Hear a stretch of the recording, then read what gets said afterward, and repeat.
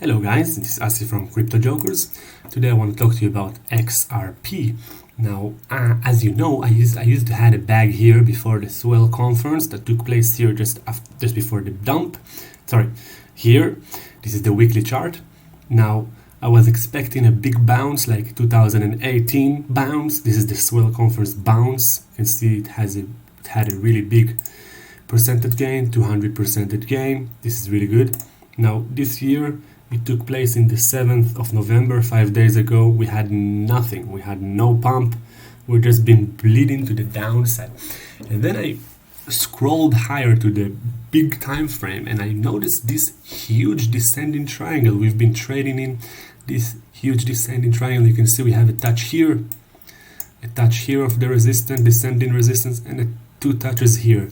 That's good enough. Also, we have the same support line that come in all this year. So basically we're trading in this huge descending triangle, and this is not a good sign for XRP. This is actually a big warning for people that hold XRP to think about their the long term.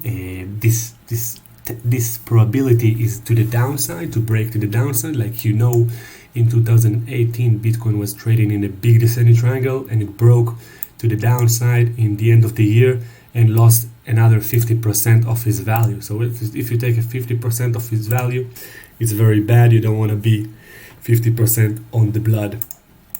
Yeah, that's basically what I wanted to tell you regarding XRP. So if you do have a bag, just be careful. If you don't have a bag, leave it. Wait for the break of this descending resistance. After this break, we can look on the positive side. For now, this is very bearish, okay? As well, if you like me covering XRP, please like the video, subscribe, ring the bell. Thank you very much for listening. Have a great day. Bye for now.